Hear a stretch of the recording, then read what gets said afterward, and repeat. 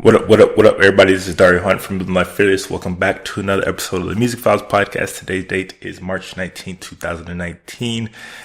With me, as always, is my co-host, Mr. Reese Walker. Say hello to everybody. What's good, everybody? Welcome back to another episode of the Music Files. It's been a little while, but we're back to chop it up with you guys about more music releases and news.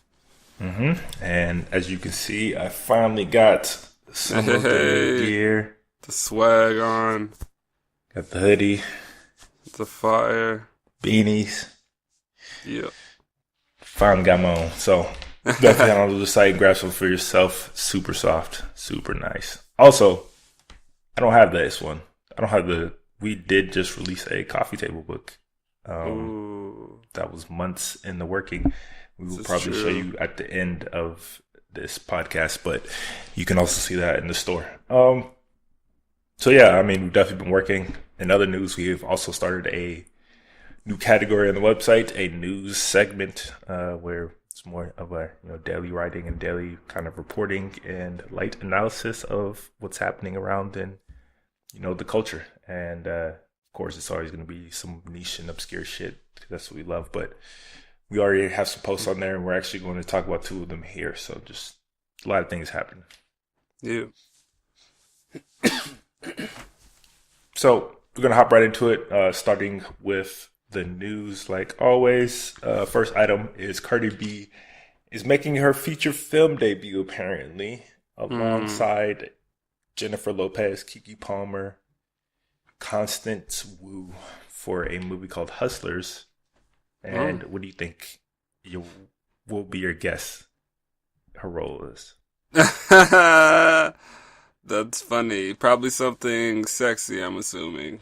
Where she's moving. I don't know much, but I'm sure it's got some kind of flair involved. She's playing a stripper. They are all playing strippers, and she's played one before. She should be great. Yeah, very typecast here. Her and her castmates are a group of strippers who turn the tables on their wealthy Wall Street clients. It's supposed to be like a thriller, so she's making her debut, and I guess they're about to start filming. All right, Cardi, getting to the bag out here.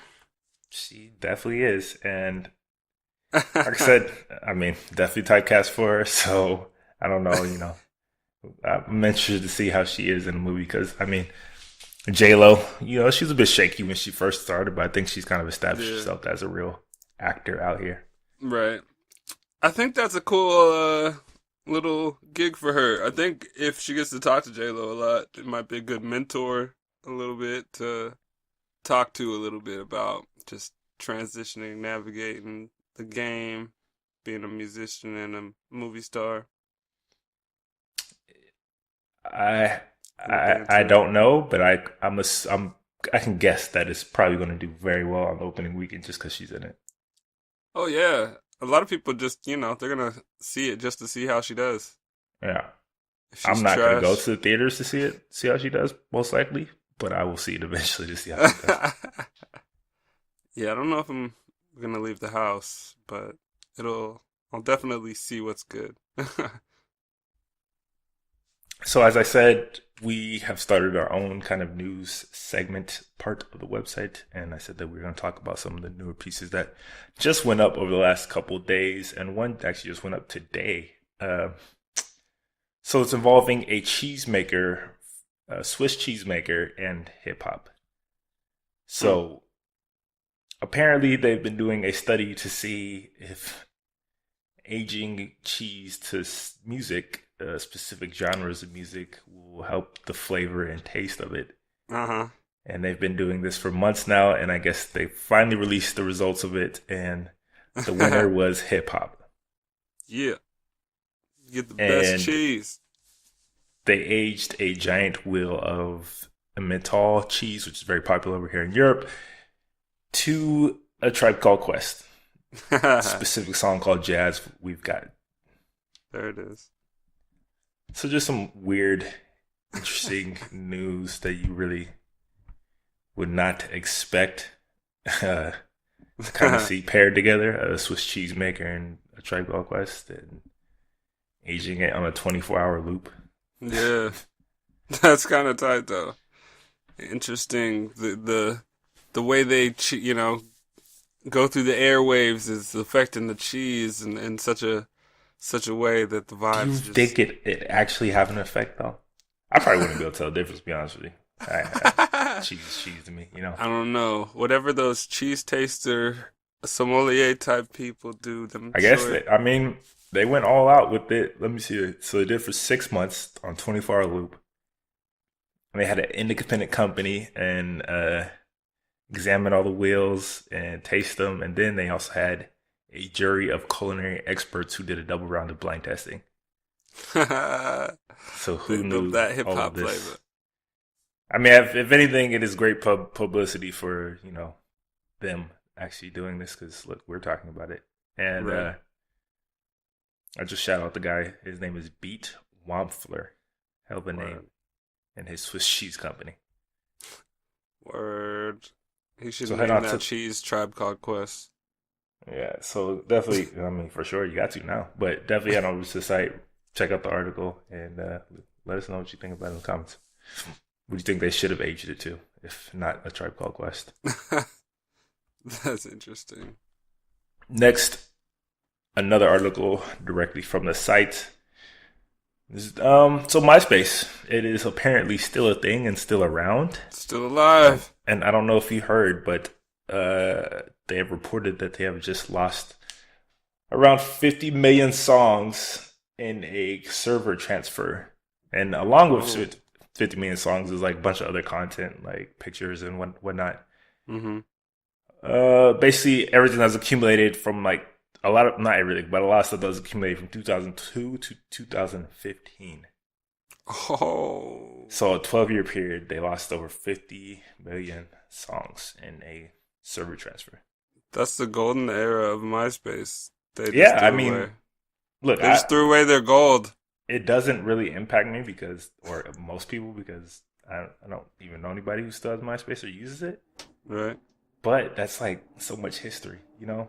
For That's real. like the early Wild West days of the internet. Like MySpace music was such a big thing when we were Yeah. on there, putting your songs in there, discovering people, discovering That's when artists that way. Soulja Boy It's kind of came SoundCloud out. before SoundCloud. Yeah. So I don't know. It's a little That's sad crazy. that they lost all that shit, and I think It it was is more though. intentional because it's hard to just lose it. I don't think they wanted the cost associated with bringing over all that stuff, and Yeah. I'm pretty sure the people who lost some of it probably didn't even notice. But at the same time, it's a big piece of internet history right there gone. Yeah. It's probably a lot of old stuff that, you probably won't find anywhere now because MySpace was probably just a little time capsule for it. Yeah, no, it's most of it's probably gone forever. It's crazy. I mean, fun fact, I had a ton of playlists and music on my page, and it took my page a good like 10 minutes to load because of it. Right? Yeah. I had heavily curated playlists on my page I had like with a different song like every other day, basically. yeah. It's Fun like a times. special coded background with like the top Oh yeah, of it I to definitely had drop the and everything. I Like, definitely had the GIF background, animated background. All people had like glitter coming down on their page or snow or some shit, and right. it was a fucking mess, but I loved it. It's crazy. It's crazy. Damn. I don't think that's gonna help next? them. Yeah, I don't know if Justin Timberlake still owns it or not. JT. I don't know. But in other news, people are still getting sued over music on the daily. Peloton, who is apparently a $1 billion value bike exercise company, kind of one of those bullshit trendy type of exercise things that's out there today. Yeah. This is my first time hearing about it, but it kind of sounds like Soul Cycle. I don't know if you heard about that, but apparently they have a $4 billion valuation. It's like a lifestyle they're selling. You know, I'm sure they sell like apparel and shit that says all that. But Yeah. so it's basically a bike exercise course where they give you music videos and stuff to exercise to, but basically based on playlists and songs and genres that you can kind of choose from what type of you want to hear while you're doing it. And they do the exercises all based around music. And apparently they've been using a lot of people's music for free without getting proper licensing.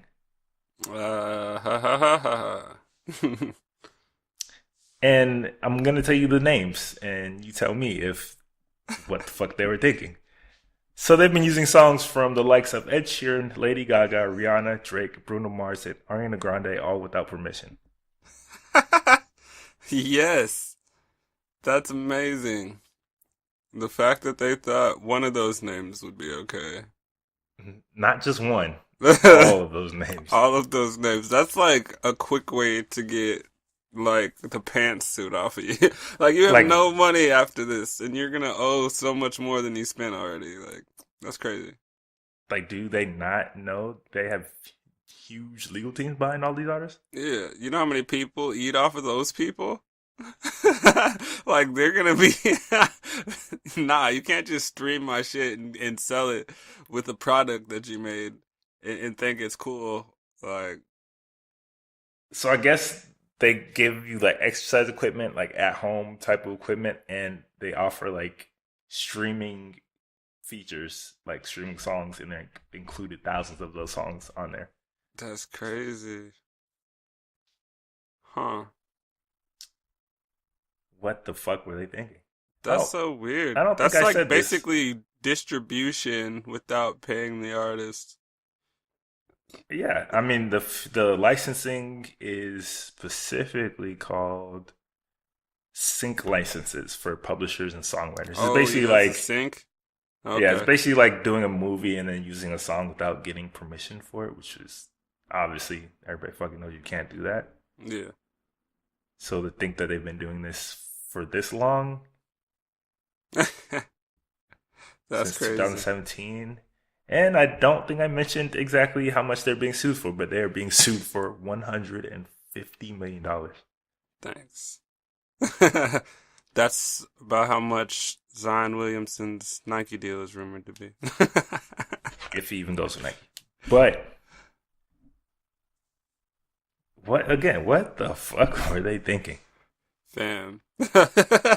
That's crazy though. Like Drake, Ariana Grande. Like I'm gonna pick the most popular people. Drake, I mean, it makes sense that Ariana Grande, that kind of music. Lady Gaga, Rihanna.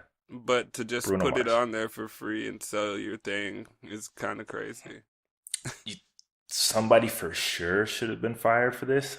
I don't see anything in here, but somebody like how half their staff, like half the upper management, that shit is crazy. Be. How does something? I mean, I honestly don't know how something like that even gets screened at because that's everybody should have known about this. If that's their only product, then they're going bankrupt. It's literally built around like the only reason it's popular is because it's built around like music. They have to sell it to a streaming platform or partner with like Spotify or Apple or somebody. They just did I'm pretty sure they just did a big deal or they're closing a deal. Well, if they partner with Apple, then that could alleviate. It's not Apple, but it's nobody I don't think like major, but it's big enough that I'm pretty sure I have a hard time seeing it going through, considering this fucking massive lawsuit is coming. Yeah. Huh. It's just stupid. Like I don't. A child, I think, at this point understands that you can't do that. You know, like to think that you're trying to build a whole business around music and thinking that you can get away without licensing these massive artists is like, all right. Yeah, that's crazy. Not a surprise. Not that's a surprise. Well, get rid of that 150 mil or more. They might get punitive damages. Could be looking at $250 million if shit gets crazy. In other music kind of royalty licensing news, Ariana Grande, her song Seven Rings, which is probably very familiar to a lot of people out there because it sounds almost exactly like My Favorite Things. Yeah. So it turns out apparently it already had like 10 songwriting credits on it. Like I didn't know it'd take 10 people to write that song, but 90% of those royalties are going to the estates of Richard Rodgers and Oscar Hammerstein II, who Damn. created My Favorite Things. Damn. That's 90%. crazy. Huh. She must have really just wanted that hit. That's crazy. I mean, it was obvious, like dun dun dun dun dun dun It's dun almost dun dun dun. first, literally when it opened up, it was like, oh, this is My Favorite Things. Like, Right. instant. It's almost exactly the same. Mm-hmm. I mean, this the formula though. That's the pop star formula. Is to use somebody else's Yeah, shit. but most aren't doing it to give them 90% of their royalties. Yeah, but as we're finding out, they lucky they're not taking 100. Because apparently They went to there before, obviously, but apparently they didn't even bother negotiating. They just agreed with the 90% and went ahead with it.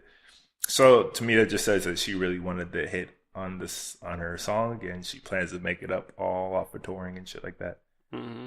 That's probably why she was so mad the Grammys wouldn't let her perform that song. Because that's the song she requested, and they said nah.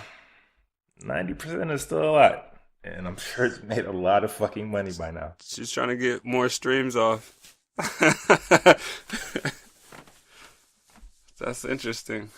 I mean, the trade-off, would you trade that off, the 90% for, it kind of help like catapult her career even further? I mean, why not? She just put out an album 6 months ago, and like, I'm sure those splits are crazy, but like, I don't think she needs the money. I'm sure probably most of her songs are damn near 50% between like all the songwriters and everything else. Well, like, cause I saw an interview with her. She has like a team of like 5 people that are her best friends that write for her all the time. Yeah. So she has at least 5 people like credited probably every song. And this song had 10, and that was before she had to cut it with the 90% to Richard Rodgers. So how much do you think she's getting? Well, shit. I'm 5%? Pretty sure she's all her money's coming from the tours probably. Yeah, because how much is, her label taking from that? And I'm sure they're eating off of her real good. She keeps, a lot of lights on. 90% is just a big number to give up. Creatively, for sure. But, I mean, she followed somebody else's rubric, like blueprint to... I mean, don't get me wrong. It definitely helped her. That song, combined with everything else for this last album, definitely helped her. Yeah. I think more career-wise than if she didn't have it. But, damn, that's a lot. Yeah. Needed it. All right. That was it for the news. There wasn't too much going on. So, before we get into like kind of our main topic of today's episode, we'll just talk about recent music that has come out. What have you been listening to? What, should people check out? Dude, I've been listening to a lot of random stuff. There's been a lot that's dropped in the last 2 weeks. Yeah, there's been a whole lot, but it hasn't really been any crazy heavy hitters per se. No, but I mean, second tier, I would say, like, or just below. Just below. Like, I think there's artists that, like 2 Chainz. He dropped. You got a chance to listen to that too, right? I did. So let's just talk about 2 Chainz right now. I'm probably going to do an opinion piece at some point. Rapper go to the league. The feature, at some point this week, about why I think 2 Chainz is one of the most underrated the most underrated hip hop artist and one of the most underrated artists in general out there today. Mm-hmm. But before I get to do that, I would talk about the album, and I think the album continues to show just how fucking versatile and underrated he is. Because he showed that he can really rap on the last one, but the music was still, geared towards that turn up type of sound. Yeah, he was trap street sound. Catered more towards the like party club life. Yeah, party trap, whatever. But this one I was surprised in the super like introspective, content heavy direction he went here. Yeah, he didn't actually like this album is the opposite, I feel like, of almost the exact opposite of Pretty Girls Like Trap Music. Yeah, which is crazy for an artist to do and it like work, Yeah, and you really wouldn't expect that from him in specific because he's kind of made a whole career off of that more trap turn up club type of sound. Yeah, I was a little surprised. Like 2 Chainz was over here trying to like drop gems and knowledge and shit. And I mean, from the jump, from the opening track, "Forgiven." Yeah, that was crazy. Which is one of my favorite songs. But he set the tone. He was like, "Yo, you're not listening to like some what you think of 2 Chainz, pretty much." Yeah, like, basically any preconceptions I had of it because I didn't really know what it was gonna be were thrown out of the window. Because I mean, even that title "Rapper Go to League," you kind of expect it to be like play into like those cliches about the neighborhood hood boy and shit like that. I thought it might be like warm up music, like some high energy, like yeah. I was really and it had LeBron EPing it, which again I even thought okay, so this is gonna be like kind of that typical hood story of making it or blah, rattle blah. the trunk, like but no. No, not at all. Like this is not at all. He gets pretty heavy on here. Even like I said on the opening track, he talks about people by almost name in his life and shit, and people dying and not like in a glorified way, just like in a real traumatic kind of sentiment. And I was shocked, but I was pleasantly surprised because I think he gave us some of his best bars he's ever given us. Yeah, his best real bars, like not like some anybody could say that. Like not like slick wordplay because he's always known for like slick wordplay and like funny kind of lines and shit like that. Yeah, and he has all that still, but yeah, it's in here for sure. With that combined with like the shit that he's actually saying, like it just hit a lot different than you used to getting from him. Definitely. Songs I think that stood out, just songs that like jump out immediately were like NCAA. That's and I thought that was hardest song on the whole tape. I thought that was dope too with LeBron's like sort of cosign of the project. Yeah. Like so like an NBA player also saying these things almost. It was almost like, yo, this is why I didn't go to college. Like NCAA. That's not why he didn't go to college, but yeah. Yeah, I know that's not why, but like if LeBron if you could get a Nike one deal, since he was fucking 15. His was a little different. Yeah, but if you could get a Nike deal while you're a freshman in college, that would change things. He still wasn't going to college. I know. I'm just saying for like Zion and niggas like that, like RJ, they could be having Trust big me, I agree. deals. I'm a Division I athlete. I understand. That's why this song definitely hit me. Yeah, specifically because like I'm fine. Yeah, you know what it was like a real way. Like every hooper that listened to the song was immediately like, yeah, this is the song. Like this is it. Right. Exactly. Like these. And it's probably the hardest beat and song on the entire tape. Yeah, NCAA is dope. High Top Versace actually grew on me because I wasn't sure if I was gonna like it. Same, because when I first heard it, I was like, I'm not really feeling this like I thought I might. At all. Even now, it's still kind of generic, right? Type of, but better than when I first heard it. Yeah, but NCAA and let's see, Mama hit a lick like that follows right after. That's crazy that those are right next to each other. The intro, like you said, it's definitely interesting, different than I was kind of expecting. Yeah. from them. I never know what type of song I'm gonna get from like a Kendrick feature. You know, That's what I'm people saying. always try to choose different like aspects of him He to comes go with it with. so different and crazy. Like, yeah, you just don't know what kind of character he has in mind when he comes at the track. Like, you're like, wait, what's he going to do? Not your conventional, just like here's a 16.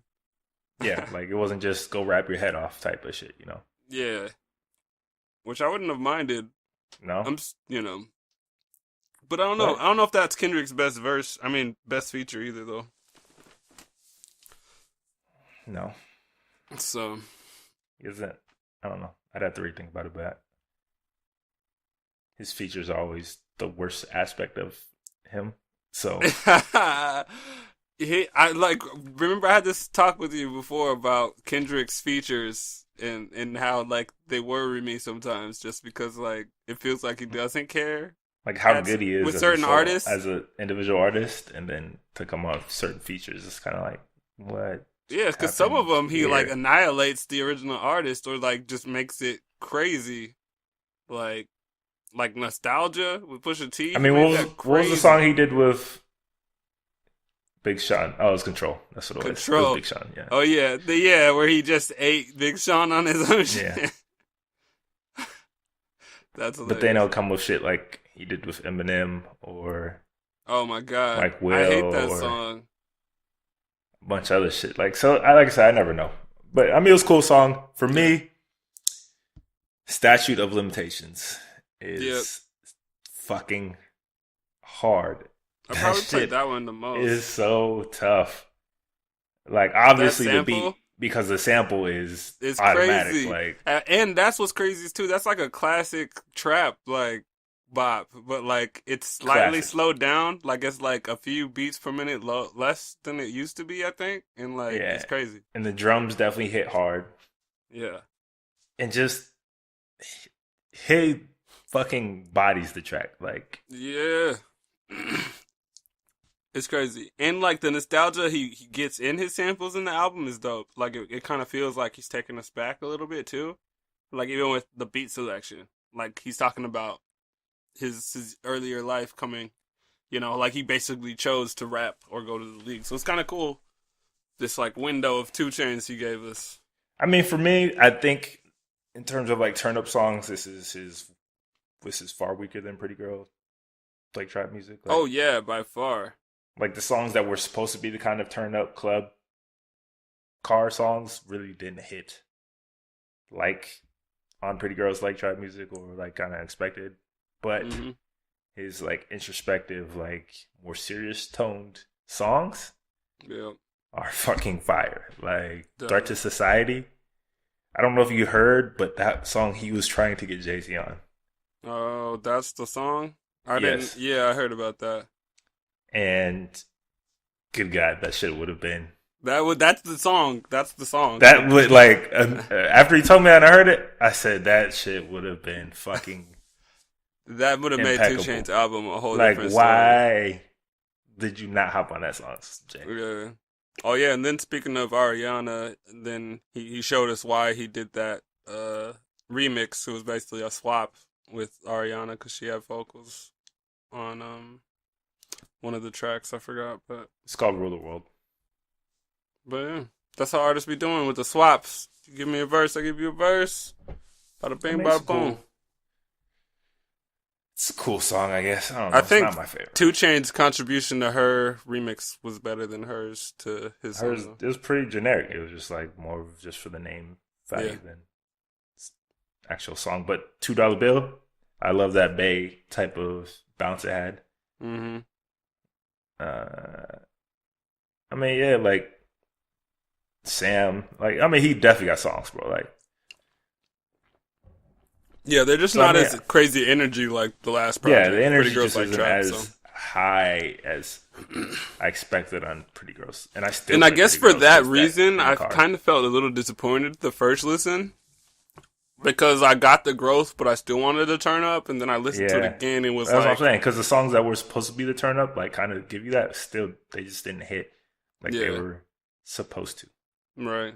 So as much as I especially do love the coming off album, of his last album, which hit so fucking hard from front to back. Like, yeah, so that's why my expectations were crazy weird, and but that's why I like appreciated how he introed the album because it kind of set the tone. So like I wasn't um as disappointed that I so would didn't you get have like a been better off banger. if you think he would do like a 10 track kind of fully concept album Probably, honestly, I think. instead of trying to still kind of cater to that sound that people were expecting from him? Well, I think because he didn't stay within a full concept album, it can't be an album of the year No, because it's a partial. no, but It, it is one of the strong. It's I think it does have some of the strongest songs to come out this year. But yeah, yeah, overall, it's definitely got some of the hardest hitting content, like really well rounded out concepts in songs, like we said we've been talking about. But and I think it really, if anything, it's important for him because it kind of really, I think, established him as not just like a personality or character, but like a fucking artist and a rapper. You know, like yeah, definitely, I on think. par with some of these top guys. You know, Yeah, I think it ups his stock and gives credibility to all the endorsements he already has. Yeah, it So definitely earned him way more respect, like in general in hip hop. But for those of you that have heard, Rap Go League, let us know what you guys thought about the project. How do you think it stacks up to like his last stuff? Do you think just your general thoughts, whatever? I'm gonna keep this kind of rolling. yeah. So Solange, Solange came out Solange, with "When I Get Home," and I was very excited you were. when it dropped because I loved A Seat at the Table, as you know. That was like almost I don't know if it was my album of the year, but it was definitely up there for album of the year when it Yeah, came out. definitely. I don't know, maybe 2-3 years ago. But Yeah. I don't know. This one was highly how you say it? Divisive among like her fans and like just Mm. music fans in general from what I see online. I don't know what Like you thought about it. polarizing. Like Yeah, people. yeah, yeah, Yeah. super polarizing. Oh, I could see that for sure. Cause Where some people are like, it's not the first one. It's not the last one. It's definitely not a seat at the table. nah, no. And I was expecting a full on kind of seat at the table kind of experience again. Yeah. Because after she showed me what she could do on a seat at the table, I'm like, oh shit, like, okay, Yeah. like I gotta listen, I gotta look out for her now. Like, I gotta take Yep. her seriously. I feel And you. my takeaway is I appreciate what she Mm. does with her music. And I really appreciate specifically how she talks about our culture in like such a prideful way. And she takes Yeah. like all of these stereotypes about, us black people, black culture, and tropes and kind of turns them on their head and uses them as like points of pride and shit. Mm-hmm. And it's like unapologetically black. Like her music is super unapologetically black. Yeah. And so I really appreciate that part of her music and that message. And she's definitely influenced her sister with that part of Oh yeah. music in a The huge fucking wokeness, way. the woke B comes from her little sis. From her, for sure. But musically here, I don't know. It was super meandering and wandering, and it was Yeah. hard to get into. After all of my listens, I kept having to look down at the beginning to know which track I was on. Because Yeah, for the first like 5 or 6, it all blended together. completely. Like if I never knew which song like the change. Like I was just like, wait, what? Like And it doesn't help that some tracks are like 20-second interludes or like shit like that. yeah, like Or 1 it's minute, crazy. side songs and shit. Like, so it's It hard to feels stay engaged with for me. It was very hard to stay engaged with. Yeah, it feels like a soundtrack to like an evening out, like a cool, smooth evening that's chill. Like, It's but almost like not so much. jazz, like how Yeah. free form it is, and like unexpected certain drops and like Yeah, a burst of little like like Miles snippets and shit. Davis-y. Yeah. Like it's got these odd Which open kind of areas brings of me to my point of why how polarizing it is, because then I have some jazz friends and some actual musicians and shit who yeah. like love the album because of that Yeah, specific style. Yes. right. And basically defending it, saying that people can't really appreciate it because of, da da da da. Like, yeah, we're not all professional musicians. Yeah. So you still kind of have to have that accessibility. I think particularly when you are doing this kind of like this pop neo soul artist. Yeah. But like I said, I appreciate it. It's just it's very fucking hard for me to get into. Yeah. Unlike A Seat at the Table, which was still very artistic and abstract in a lot of ways. Mm-hmm. Musically, it was still very engaging and Yeah. cohesive and like easy to get. And I think that enhanced their message even more because it was so enjoyable that you wanted to like really be in tune with it.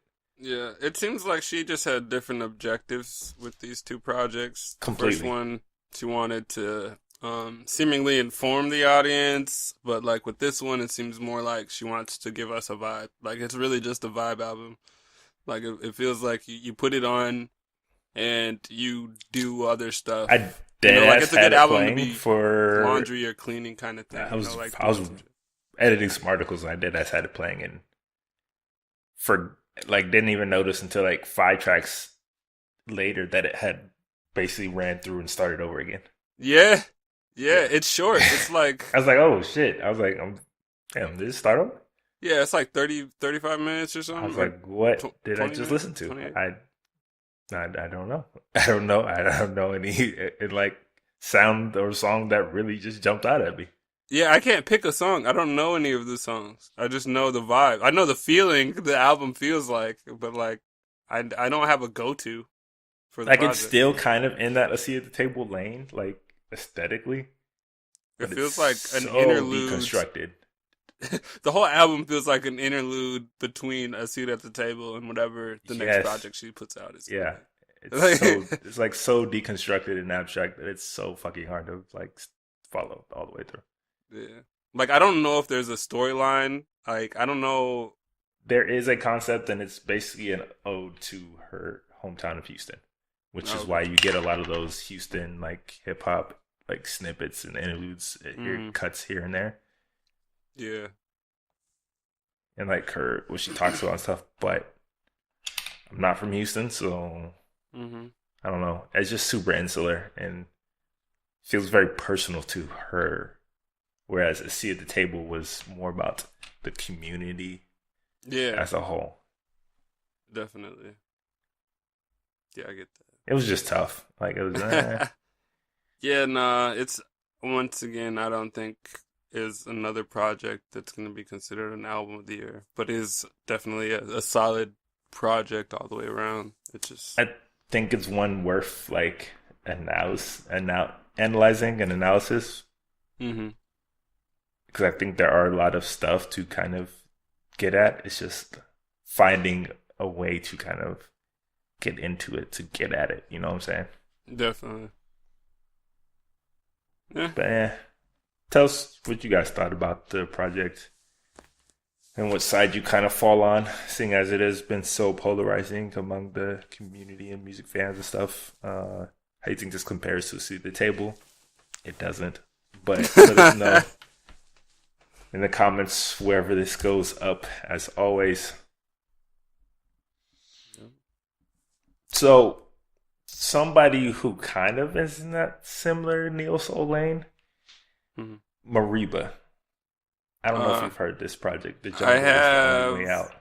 I didn't listen to it in full, but it came across, and yeah, I just haven't gotten all the way through. But yeah. So I had no idea who she was. I just kind of saw it and saw who was on the track list and decided, okay, I'm gonna give this one a listen.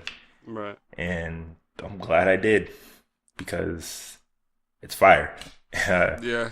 It's kind of similar in that same lane, like I said, with her, because it doesn't feel like a fully complete project because there are a ton of interludes and like short, cuts here and there. Mm-hmm.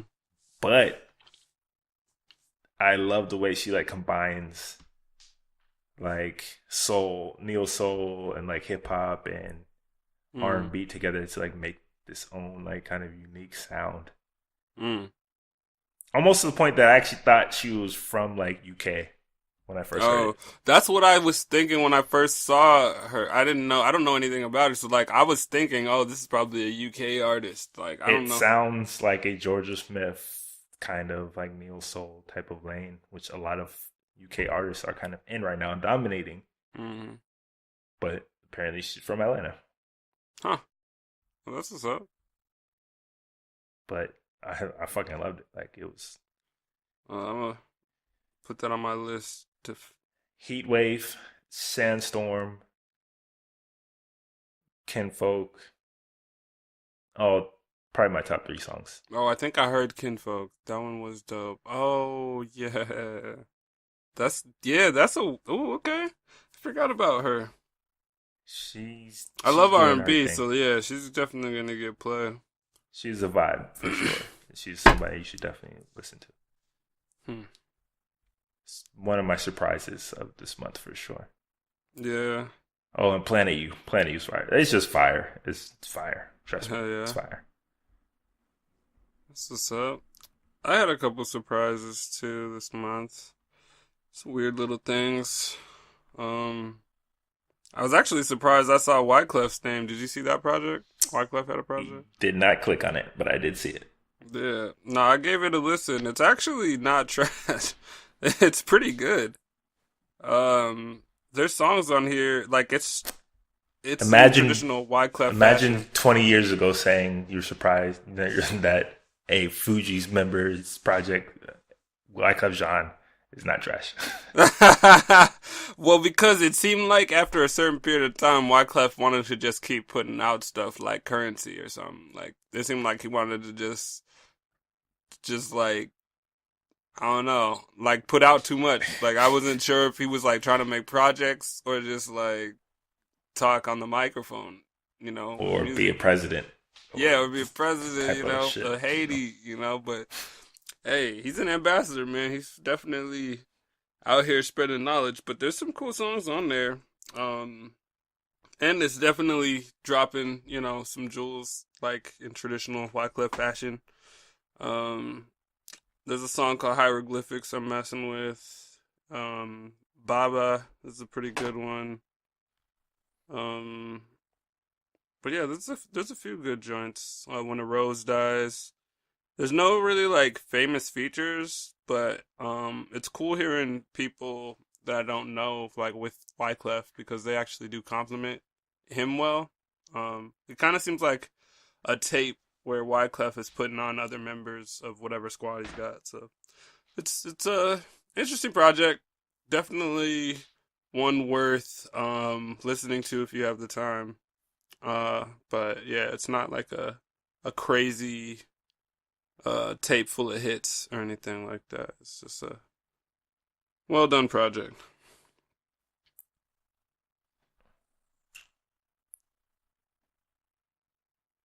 And there was one other weird thing I found. Since we were just talking about UK artists, I found this weird. I was looking up rap albums, and this guy named Dave. I don't know if you got a chance to check him out yet, but Dave's album Psychodrama was a big surprise to me. I never heard of him, and usually when UK rappers are rapping, it sounds like the like man's not hot kind of stuff, you know. But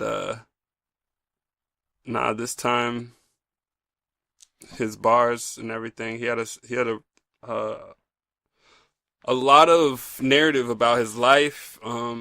He actually did a whole crazy dope thing that was reminded me like Immortal Technique with like this full song story of tragedy. Um, the Dancing with the Devil song that Immortal Technique did. So yeah, it was pretty crazy. I'd fuck with that. Check out Dave from the UK. So before we move on to our final topic, I did want to touch on one album, like one big project that dropped before we get a chance to come back again and talk about the other music that we did not get a chance to come to. But Juice WRLD released his debut album, Death Race for Love. Have you heard it? I have. I've been trying to give it a full straight through listen to, but I've been unable to listen to it through all the way in one sitting. But I've listened to all the songs. It usually doesn't happen for me when I listen to albums. I usually can listen to a whole project, but for some reason I couldn't do that with the Juice WRLD project. So Juice WRLD is a strange one for me. For real. Break it down. Out of all these, young up and coming rappers, artists, he was the most that I kind of liked just because of his knowledge of hip hop in general and love for actual hip hop and the artists that came before him, and the fact that when it came to freestyling shit, he could actually rap. He'd proven that over and over again. But when it comes to his actual songs, I deadass don't have a single song that I like a lot or think is super fire. Yeah, there's not a fire song. I could never say a fire Juice WRLD song. I could give you probably two. I could give you three good Juice WRLD songs from the album. Okay, and because the song that everybody knows him for is obviously the one that he stole from Sting or reimagined from Sting. So it's not hard to like that song considering it's a classic, regardless of who's on it. So it's not a real hit. It's not hard. So I was really just kind of wanted to see what he could do original material wise, and he did have that one project with Future, and that shit was trash. There was Jet Lag. I still listen to Jet Lag. There was two good songs on there. Yeah. And out of 20, that's not a good ratio. It was way too much music, fam. Way too much. And that's the most trash Future's ever put out. Loved him on a lot of features that I've heard of him. So again, right. I know he's talented and I know he can rap. I know he can do all this stuff, but I haven't really seen him put it together. Yeah, here's my issue. I feel oversaturated himself before he even got to this project with stuff that was insignificant. Yeah, he hasn't really done anything super significant outside of the Sting song. And I mean, his A&R or PR, whoever it was, manager maybe, hyped this shit up saying it's he's ready to die. His, reasonable doubt. Wow. I'm already rolling my eyes okay, okay, bro. Yeah. I didn't really believe that in the first place. But, got my expectations up a little bit thinking okay, maybe this is really, really showing me something. Mm-hmm. And maybe it's just not for me, but I just don't really relate to the teenage emo angst, that wave that is going through hip hop right now. There are some cool moments here and there, but I feel we've already kind of been through this phase ourselves, and we've already heard this from actual emo rock bands who do it way better. Yeah. And it feels like they're kind of just cheap imitations of that. And when they try, and when he tries to sing, really sing, it's fucking horrible. He can't sing. So I don't know why he doesn't just stick to melodies. He's not a singer. He's not a singer. What's crazy is he almost sounds like he's trying to get in the Post Malone lane. Post Malone can actually sing. That's what the problem is. He's trying to get into a lane that he's not equipped for. Right. And he's doing alternative rock on some songs and shit like that. And it's just yeah. What are you? What are you, fam? Because he's not. There was two rap And songs those on the were the album. best songs on here. Was But I when was he mad was at the doing a title rap song. because one of them is Syphilis. And I was like, why you gotta title the song Syphilis, bro? Like, now I don't even want to listen to it because of the title. But that's a hard song for him in terms of rapping. But Out it's My not Way like a was great tough. song. Like, and it's just like his best strength. I don't give a fuck what anybody says. His best strength is rapping, and you can still have that kind of emo aesthetic sound, whatever. Yeah. I don't care, but when you sing, it is fucking horrible. And Well, see, so that's the problem is because Juice World's fan base now who's his fan is base? the singing fan base. For Because that's who? really all he puts out as singles. I just don't Like, understand like who his actual fan base is. Like I don't see him. Like the Trippie Redd fan base. Because Trippie Redd, like, you gotta but think, Trippie Redd still raps he for can't the most sing. part because when Trippie Redd sings, he's horrible too. Yeah, that's why I didn't like his, like, last two projects. What's crazy Nah, is his last project was tough, but it was decent. It was it was better tough. than the one before that. It was better than the one It was before way that. better than the one before that. Yeah, yeah. Because he rapped more on that He one. rapped way more. Yeah, yeah. And But he so that's wasn't what we're doing. saying. He really, wasn't is doing that what Juice WRLD is WRLD doing right now, which is trying to be like an alternative rock artist. Like that's Yeah. not your lane. And your songs you're making aren't really interesting, anyways. Like you're talking about generic emo shit. Like it's not like it's anything brand new.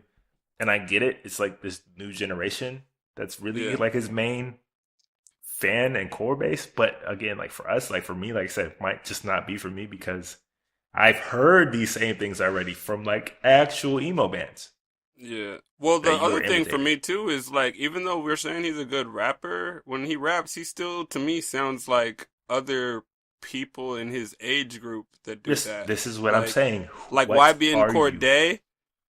He sounds like he emulates a little of that here and there. Even XXX Tentacion, it feels Oh, like he's got him all over the album. all over. The whole setup sounds like an X project setup. Yeah. Except X's shit was they were like 1 minute long, so 2 minute long short hits that you couldn't really be like, I hate this so much. Like I don't want to hear Yeah. 4 minutes of this. But this one is feels like it's trying too hard to Oh, fit yeah. that modern hip hop wave. Definitely. Because I don't know what he is. Like, what's his identity on here? Like, I I have can't no find idea. it. I have no idea what his sound is here. I just want one song. Just give me one good song. And I'll consider you an artist. Right now, Juice WRLD isn't somebody that I'm going to talk about unless this project didn't prove to me that he's a good artist. It No. just proved that he likes And to make it really music. disappointed me. Yeah. Yeah. I think Considering we've already, it's not underwhelming. like, it's not like this is a new wave because we've been had it since like Uzi and Yachty and shit like that. So yeah. even in those terms, which they feel even older compared to like, like people like Trippie and shit, which is fucking crazy. But I feel like you've been hearing this sound for so long that now it's like, okay, now you're still trying to ride this exact same type of sound. It's not even new anymore. So it's like, you're not even doing it as good as these other artists. Like for me, I was comparing it to Trippie's last project, and it was not even close to as good as Trippie's last project. Yeah. Not It even actually close. made me like Trippie Redd more, to be honest. I appreciate what he contributes. I dead ass. After I listened to it, I said, let me go to this Trippie project again and see what he was trying to do. And I was like, yeah, no, it's not the same. Like, No. it's not. Because Trippie's got songs like Topanga and Can't Love and all these other songs that actually fucking hit. Yeah, they bump, they ride. And he doesn't like overstay his singing. Like he doesn't try at least on the last one, he didn't try Anymore, to force it too much. So I don't I don't know. Juice WRLD feels like an industry plant. They're really pushing him. Like they're really trying to Dog, make him his happen. visibility is so high It's fucking without massive right having now good music out. for having one song that was off of Sting's biggest fucking hit in his ever. Like, Yeah. come on, bro. It's not like a hard thing to do to use that beat and kind of like get people in their feelings about. That was the whole point of the song, like in the first place. Yeah, exactly. This is why it's one of the most sampled songs ever in hip hop. Like, come on, bro. Facts. So I didn't really give him much respect for that, just because like, okay, like, cool. First time I heard it, I was like, everybody's like, oh, have you heard this song? I'm like, yeah, 100 times from Sting and 100 other people. Like, yeah. so Facts. I can't give him credit for that. So, and I've been waiting for him to like really have his own original identity, and this is not it. I hope this isn't what he was going for, because this is not it. Nah, he's got work to do. That's what I feel. I feel like he's on the clock now. Yeah, this was, I don't know, and I haven't really heard even from his so-called fan base. I have not heard them like really pushing this project like it's amazing. Honestly, what's weird is his like talk is real silent, like really silent, like super quiet. Like there's. I'm like, didn't he just drop this massive, supposed to be debut project for, you know, a massive star? But it's real quiet. Yeah, I've been looking around, like kind of trying to see the buzz and shit, and I'm just not really seeing it. I think I saw one really positive review, and that was from like Pitchfork, and Pitchfork throws out some garbage reviews sometimes. So, especially when it comes to hip hop, but other than that, I just been like, Even his first single, "Hear Me Calling," it's been real, from people. Yeah. Yeah. Well, he's got work to do. Back to the drawing board, Juice. He did hit. I just looked it up. He did hit #1 on Billboard 200, which I don't know. Nah. It doesn't seem necessarily very hard these days, but no. Huh. Well, who dropped? Like nobody dropped. Big. Hozier, maybe same time. I don't know if it was at the same time or not, but nobody really. I don't know. Hip hop's the biggest genre. A hip hop album came out with the artist with high visibility. Numbers are gonna go up. He's good for the first week, and then I looked. Sure, Pitchfork gave it a 6.8, so I guess it wasn't the. That's pretty high for them, for sure. Yeah. Huh. It's just, I feel like songs that were good, he ruined by either doing too hard. Yeah, like things were either overcomplicated or simplified in the wrong areas. Nothing felt like his lane. Like nothing. Yeah. Like, this is what you do. Yeah. Yeah, the only other songs that I liked, Flaws and Sins and Fast, I guess, were pulls. But like Out My Way for the vibe. Oh, yeah. That was like the most rap song on the whole fucking thing. Yep. So yeah, there's a good 4 tracks for you guys. Everything else is just kind of, I have no feeling towards whatsoever, so I don't know. I was so mad when I saw how long his album was, though. Stupid, too. And every song is pretty long. Like, there's some 5-minute songs here. Yeah, that's crazy. Yeah, nah. Never again. I don't know. World. He's just trying too fucking hard. Facts. But you guys let us know what you thought about Death Race. What's it called? Death Race for Love, Juice WRLD's debut album. Do you think it lived up to all the hype? Do you think he really showed off what he is capable of? Were you kind of disappointed like we were? Are you one of his younger fans? Like, do you like his kind of singing emo style, whatever? Let us know in the comments wherever this goes up. So, final topic I really wanted to talk about was our main discussion, was there was an article or interview in Playboy between Nas and Travis Scott, or Nas was basically interviewing Travis Scott. It's actually really good. I heard about it. I haven't got to see or check out the interview. It's really good. You should definitely check it out. Everybody should definitely give it a look. Playboy apparently doesn't do full nudity anymore, so or I don't think or any nudity really. So they still have some really good articles apparently now. So you should definitely check it out. They talk about a lot of stuff. So I'm not gonna talk about everything they talk about, but I want to kind of debate and discuss a topic that Nas brought up when he was talking about like greatness, what he considers like greatness, and his definition of being like a great or having greatness is longevity, and having longevity in the game and consistent longevity throughout the game, and hip hop and music in general, and not just hip hop. I think it applies. He was applying to basically everything in music, and I kind of want to get your thoughts on that. Do you think, for an artist to really be considered great, like all time great, that they have to have a long career full of like success? That's a question. That's a good question.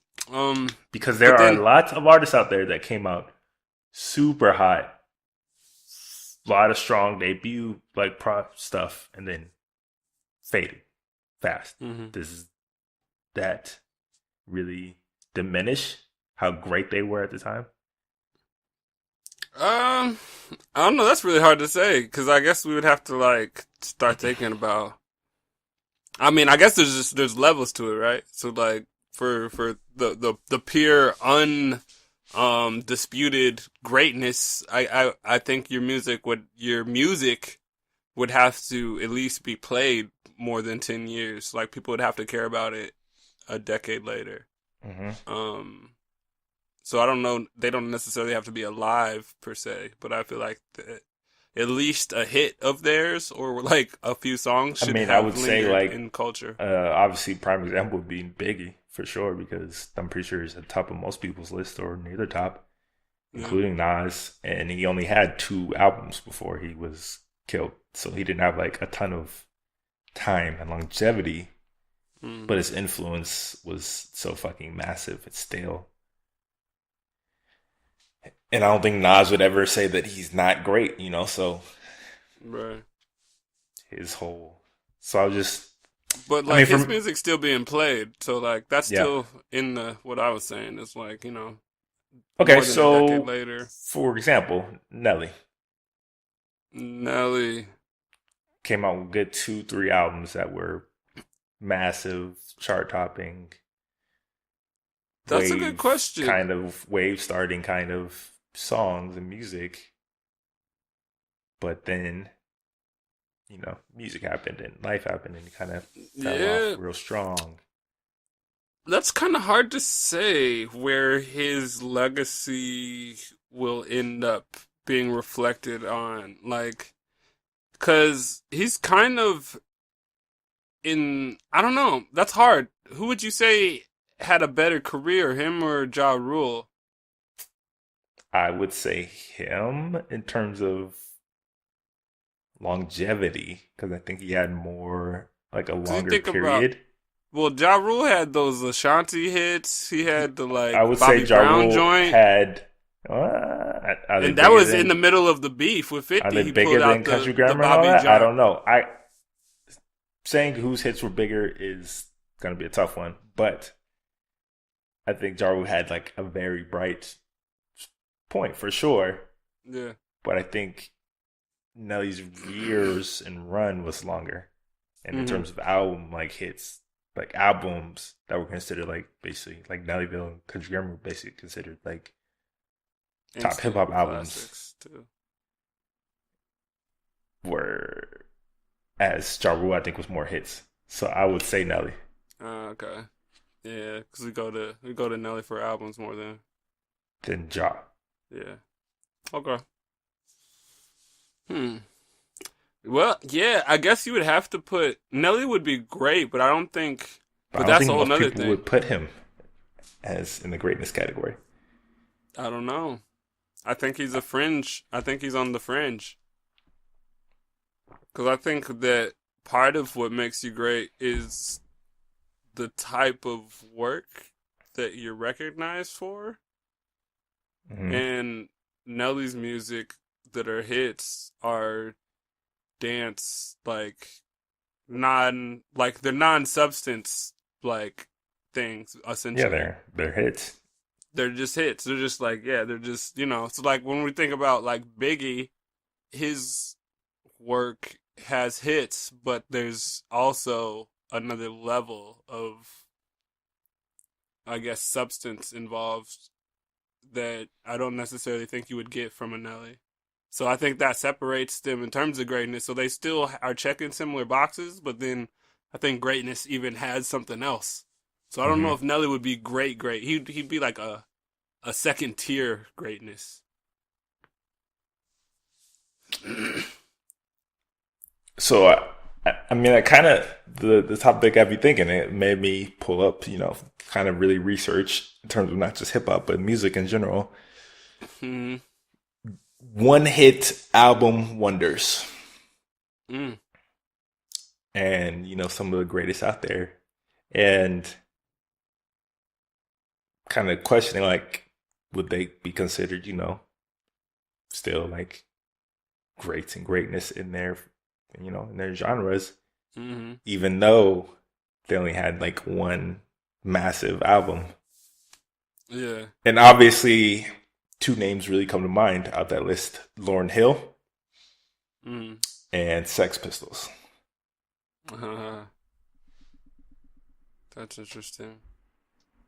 And Mm. yes, I think most people would undoubtedly say they're great and hold them up as like examples of moments. But at the same time, they only had that one flash. So how do we know that they're these great artists if they weren't able to replicate it or didn't replicate it? Well, see, that's a murky thing too, because for me as a Lauryn Hill fan, I don't just think of the miseducation as her qualifications.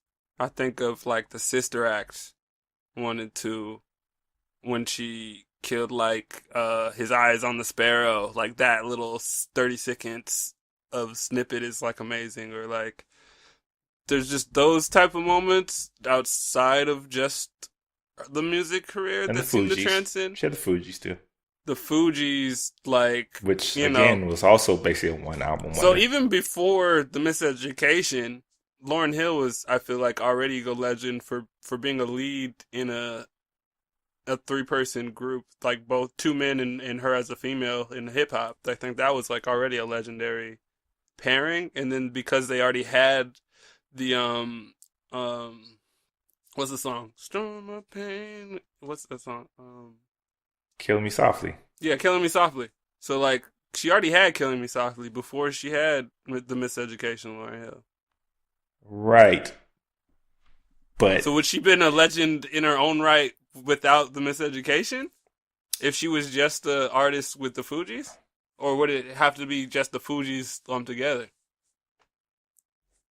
if she was just with the Fugees, I don't think Yeah. she for sure wouldn't be held up in the same light as she is now. The solo was the one that really Yeah, catapulted put her. her into that, greatness type of category. And people Mm-hmm. still kind of put her up there. But my thing is, how do we know? Because, like Nas is saying, longevity, he's basically the one who keep giving us that excitement. And yeah, of course, her album was one of the greatest albums that was ever fucking made in modern history. But I think it was almost smart of her not to try to follow that up because Yeah. that could have taken her out of that greatness conversation. Because how do we know that she would have even been able to even come close to that again, or even. Well, facts. I think that, So she kind I of think she games did it it in right. that way. I mean, she gave us a little, mixtape with the unplugged, and that was good enough for me. So, I mean, I'm not four or even five looking of the for any songs new are the music from her at same, this point. guitar strum. That's cool. You know, I don't care. I still love that. That unplugged shit for me, honestly, I listened to that like every day for a year once, I think. Like the shit was so fire to me. Like, a decade ago that like I don't know. I still think she's got it like that. Because, like, honestly, when you think about Nas, like, I'm not gonna just forget that he put a project out with Kanye that wasn't so hot. So, like, not necessarily saying, like, putting out music in your longevity means that you're great. Like, everything's great. Like, everything's not great, Nas, you know?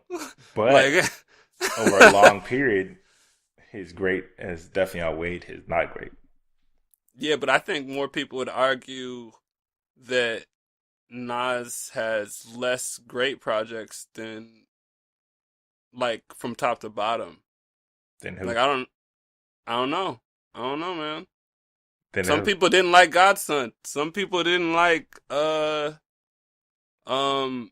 Nigger. Like, those are albums that didn't necessarily do well commercially. Like, Godson did well. Godson did do well. Godson did do well. I feel like that one aged really well too. But I don't know. I feel like there was controversy at the time when it came out.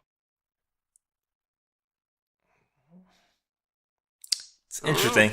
I mean, and then you have somebody like Sex Pistols who really did only drop one album length project, but Yeah. their influence on fucking music and punk and garage band sound and even now with like emo rap and shit is undeniable. Yeah. Yeah, their influence is crazy. Unfucking deniable. But again, how do we know that they will do it again?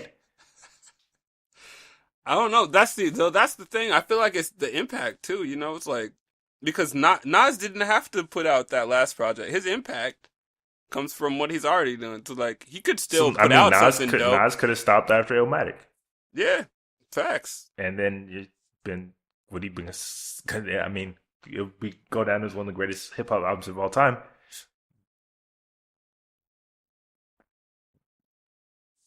It's just kind of like the greatness conversation. Like, how great can we say you are? Well, so what about this then? So he was with Travis Scott. So if Travis Scott didn't put out another album, could he be great? Because Sicko Mode did like the numbers no one else has ever done, and like his album was so highly acclaimed. Is he? I mean, is he he's good? had multiple projects. Yeah. So is he like? Can he stop making music? I don't know. I don't think he's like you said, substance. I don't think it's on the same level as these people that people hold up as like legends. Right. You know what I'm saying? Yeah. You even say like a Kanye. Like, yeah, he's got hits, massive hits, but it's kind of below those hits and below like the surface of what's saying and like the substance of what he's saying. I think it holds even more weight. Yeah. In terms of like how great somebody is. Mm-hmm. So like for me, somebody even like Future, like his impact is undeniable. Yeah. But I don't think he'll ever be considered great on like a Wayne or like other artists from the South just because substance. Yeah. Facts. I feel you. Yeah.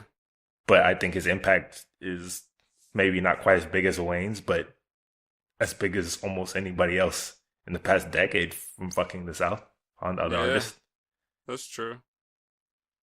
Oh, did you hear they announced What a Time 2? Yeah. We'll see if that actually happens. But we'll see. I think that might just be a gimmick, but it'd be dope if they did it. Yeah. So I don't know. It's a hard question. Yeah, that's interesting. There has to be a moment that changes I feel like there has to be obvious influence in other people in the industry. Like, I mean, because like I said, like Nas tried to like define it as more like longevity and you know how long they can do it, and I think it's longevity more in terms of not necessarily length of career and like being impactful throughout your career, no matter how long it is, but more like in terms of the music and how longevity the actual music you make will be, you know, 5-10 years down the line from when you made it. And obviously Nas is definitely considered great because 20 plus years later, people still hold and talk about Illmatic. I still listen to Illmatic, so it's like, yeah, obviously that's fucking great and iconic and legendary. But same with Lauryn Hill, like, yeah, like she only had the one. But I'll give her the greatness status just because I can still throw her on to this day and like Oh yeah, run it front to back, like, and it front gives to you that back, same kind of feeling, when you and it's first amazing. heard it. Same with Sex Pistols, and it's just like, so for me, I kind of define greatness as like longevity, but more so, like you said, impact on the game and Mm-hmm. like in years down the line and artistry, because a lot of people can have a immediate impact when they land, a la like Mm-hmm. Nelly, but it doesn't like carry on. Like the ripples aren't felt Yeah, five, see, ten that's years down. crazy. We were talking about Two Chains. How do you feel about Two Chains in this I conversation? Because think I know he's you said kind of underrated, but do you think he's super a underrated. great? I don't think he's had that project. Yeah. Even with this one, like I think it's a great project, but I don't think it's the one that's gonna ripple on for years. Like people look back, like, damn, you remember when this came out? You remember this? Like Mm-hmm.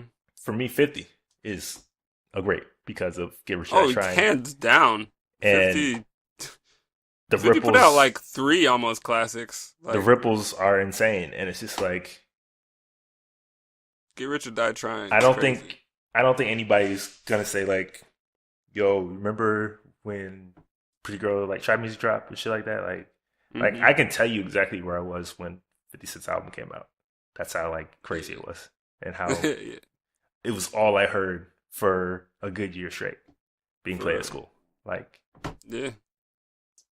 Yeah, he made a new word when he came out. Wankster it was added to the dictionary. Like, that's some greatness nigga shit. Like, I mean, pretty sure he sold more records than MJ. So yeah. with one album, went 12 times platinum. So I Yeah. mean, like, Yeah. obviously, yeah.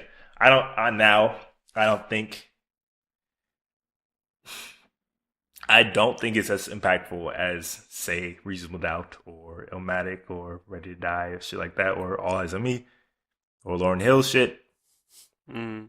because I think the music from that album, which obviously I think is one of my favorite albums of all time, is very much tied to that time period it came out. Yeah. Like I don't think this generation of kids really know Mm. Get Rich or Die Trying. Don't really consider it like a timeless classic, but I think even if they heard like Jay Z shit or Nas or Lauryn Hill shit, they would consider it like kind of timeless. Mm-hmm.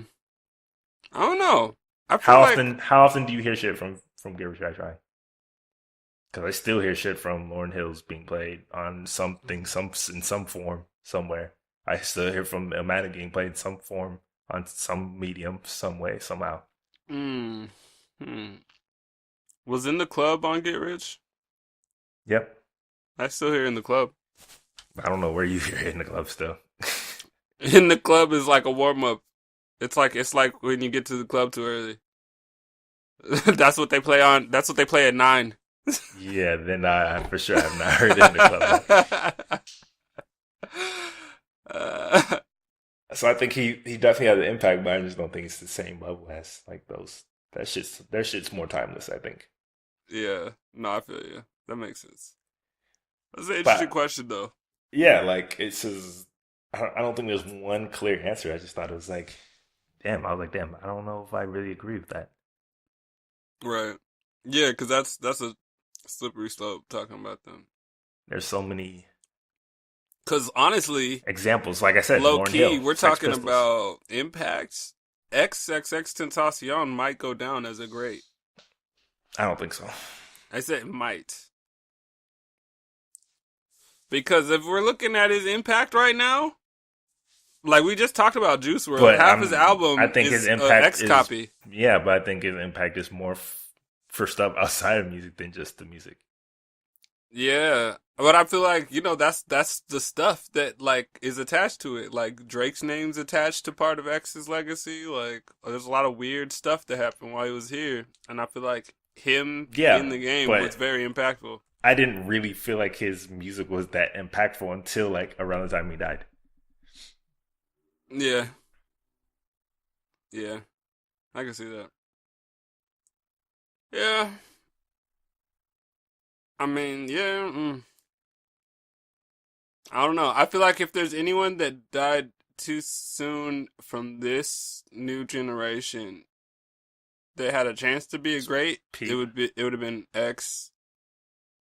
It would have been Lil Peep. Well, I think X had a bigger audience. I think he had more people aware. Yeah, more people knew who XXX. More people were aware for the fuckery.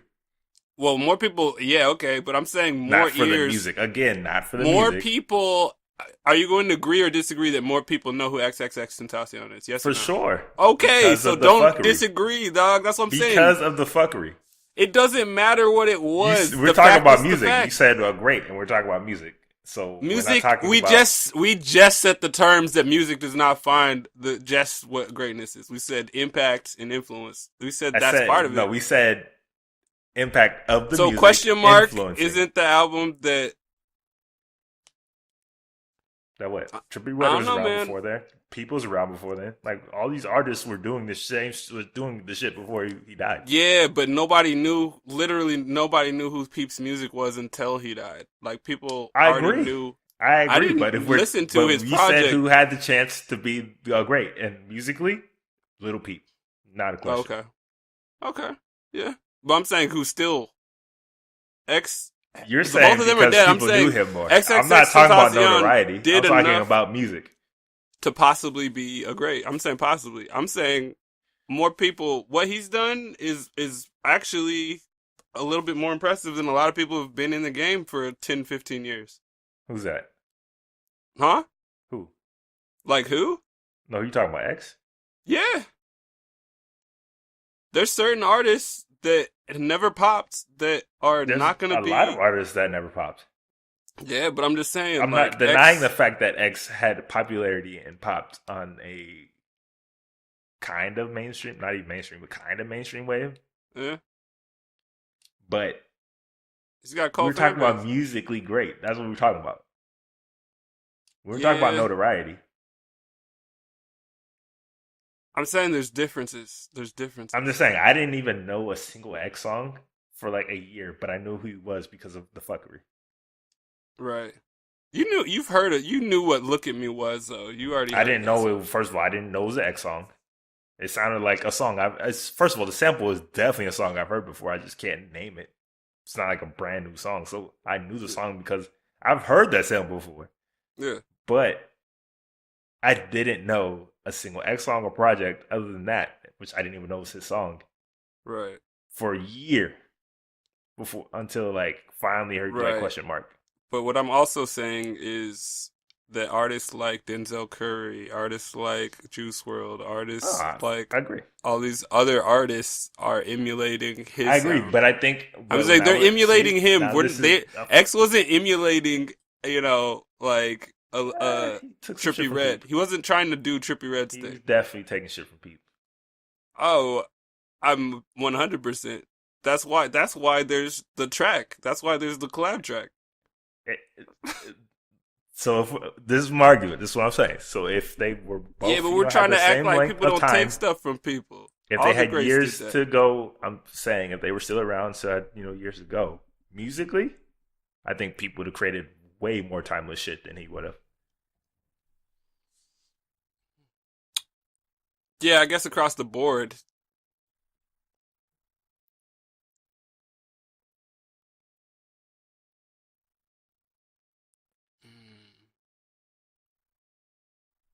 Yeah, I guess it would have to be the universal acceptance. It was happening. I knew of Pete before he died. Like, it was happening. Like, the buzz was definitely growing before he passed. Yeah. Yeah. It was just that, like, right when he was really starting to, like, get that main general awareness, he died. And then when he died, then it, like, obviously launched him even higher because people are always interested in, like, people dying too soon. Of course. Yeah. But I'm just saying, musically, for me, for sure, he had way more, I think, potential musically. When? No. I think X had great concepts, but he barely had a full song.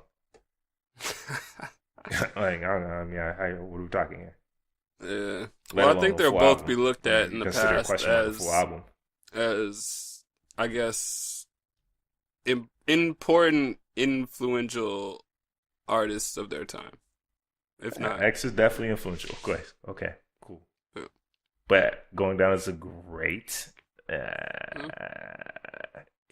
he'll go down as he'll be notorious for sure. Yeah. But Yeah. musically, it's different. Yeah. Not everybody can be great. Yeah, and to Even be if able you've to been do in the it, game for 30 years, you know. What about and to be able to T.I.? do it with to be able to do it with one album, Is T.I. a great? fucking impressive. That's a good question. Some Because people say yes, he's some people teetered say in the no. line. He's very close. I Yeah. just think but again, longevity can kind of come back to bite you in the ass because he's still putting out stuff, but it's not doesn't have that same reach like it shit used to Right. have. So Yeah. people think he fell off because you're putting out music I've never heard of, da, da, da. Mm-hmm. But he's had some obviously huge moments in his career. Yeah. Paper Trail is Paper Trail's one of the legendary. best albums of like that decade. Yeah. Yeah, Paper Trail's undeniable. It has one of the biggest songs of the decade on it. It had like two of the biggest songs of that decade. Yeah. And I think that was the one that really made me super respect him as a rapper because his bars were crazy on there. Yeah. So I mean, he's close. He's very close. Great is a very hard thing to define when it comes to musicians. Yeah. But I think there are definitely certain ones that are objectively, universally accepted as greats. Yeah. And I don't think T.I. is one of them. At least not yet. Maybe when he's really done and, looking back, maybe. He's definitely an OG. Because if we're talking about that, then like, why isn't Master P considered a great? Or Trick Daddy. That they're not on the same level. Master P, impact wise, and independent artist, and being on Forbes. And as an individual, 10 records, Trick Daddy number helped one. more other artists' careers. Yeah, I'm just saying. Yeah, people really sleep on Master P if we're talking really, really being honest. Well, Master P is like the other Jay Prince. He's like Jay Prince 2.0. Just saying. Which is crazy. Actually, Jay Prince taught Master P, I'm pretty sure. They're legends, but great. I don't know. Legend for sure. T.I. can be a legend. Considered a great. It's up for debate. Yeah. It's hard to be great, especially in music, man. Yeah. What about like Andre? He didn't put out a solo project. We call Andre a great. Does Love Below count as a solo project? But his again, like his Outkast shit. But we don't say we say Outkast, but then we also say Andre by himself. I mean, people say it for Love Below, and that's not even rap. No. Like, that's what's crazy. But it's special. It's special for sure. That shit changed the game, fam. I feel like that gave birth to Janelle Monáe. Like the Love Below. That gave birth to a lot of people. It definitely influenced Cudi. It definitely influenced Ye. Like it influenced a lot of people. Mm-hmm. Made it cool to do other shit outside of just rapping. Word. Well, we're going on a tangent. I could keep bringing up artists. Like, oh, what about? So. Yeah, this is definitely a never-ending conversation that I don't think we'll ever come to a consensus decision on. But what do you guys consider, what's your kind of criteria for considering like great artists, and what it takes to really be considered an all-time great? Is it longevity? Is it impact? Is it influences, like a combination of everything? Let us know what you guys think. What you thought about, what Nas said and whatnot, and let us know who you consider your all-time greats. But yeah, that is it for this podcast. Before we get out of here, want to, of course, name some of the upcoming projects dropping this week and next week. Yeah, I feel like we've had a little lull. I'm waiting for. There hasn't been a ton. There's still not going to be a ton. American football is dropping a project called American Football LP3. Mm-hmm. Motley Crue is doing the Dirt soundtrack, of course, for their biopic. It's coming on Netflix. Mm-hmm. Oh, we never talked about Zachary. Yeah, him and a bunch of other projects I'm saving for. We might do another one. Probably going to do another one next week. So, going to talk about some more projects. Let me see. Oh, Rich the Kid. Those two I named are coming out March 22nd. You said what? Rich the Kid, The World Is Yours Too. March 22nd. Flume is dropping a mixtape. Ooh. Who? Rich the Kid? You said Flume? Flume is dropping Hi, This Is Flume, a mixtape. Oh, I'm waiting for that. That sounds lit. It's dropping tomorrow, March 20th. Oh, swag. Hell yeah. Lamb Chop is dropping an album called This. It's What I Wanted to Tell You.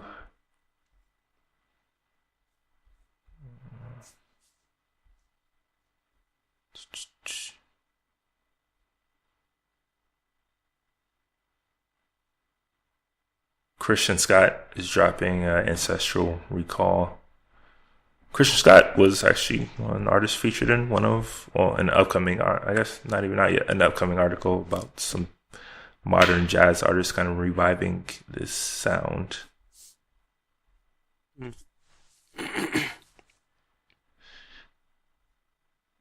Let's see what else for March 22nd. Andrew Bird, My Finest Work Yet. Nav apparently is dropping a mixtape, My Bad Habits. Mm-hmm. Even though Nav I don't really fuck with. Yeah, he put out a single I heard and I hated it. I was mad. It he felt puts like out a lot of shit and I'm just like, I hate this. It felt like a throwaway from his last project. So. He feels like a throwaway from a lot of things. Facts. Maverick Sabre, When I Wake Up. Wallows, Nothing Happens. Yeah, that's it for March 22nd. Yeah, I'm just do that and leave it at that because, like I said, we'll be back. We'll be back next week for another podcast to kind of make up. For sure. So, and to talk about some of the stuff we didn't get to talk about this one. Yeah. So that is it for today's episode of Music Files. Again, today's date was March 19, 2019. If you have any comments, questions, topic suggestions, you can do so in the comments down below wherever this is posted, wherever you kind of listen to us or watch us. And you can also email us directly at podcast@livinglifefearless.co or fill out a form at livinglifefearless.co/podcast. And it might make a future show or we might just email you directly.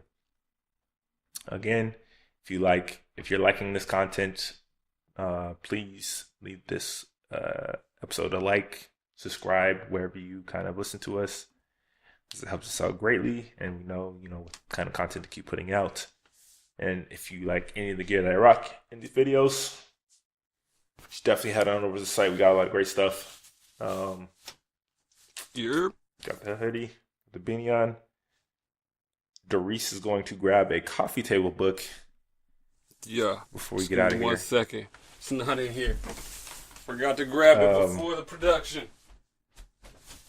So basically what I'm talking about the coffee table book is that for months we have kind of secretly been working on a way to physically put together a physical something physical about and we're back, folks. Great content that we have made over the past year or so with our incredible team of writers. So we got the front here and photographers. So if you're watching this podcast, you can see Doris is holding up the actual book. Cultured AF. It's called Culture as Fuck. Cultured AF, Volume 1. So we got the back. Living Life Fearless, Volume 1. We got all black, about 90 pages. Letter. Some great pictures. See, got all kinds of articles from our site. We've got our interviews. You can see Marvin Teray, and we've got their images. It's actually really dope. Some of our concert. But yeah, it's swag. Yep, full of pictures, full of articles, full of interviews, just full of the content that we have kind of put out over the past year or so.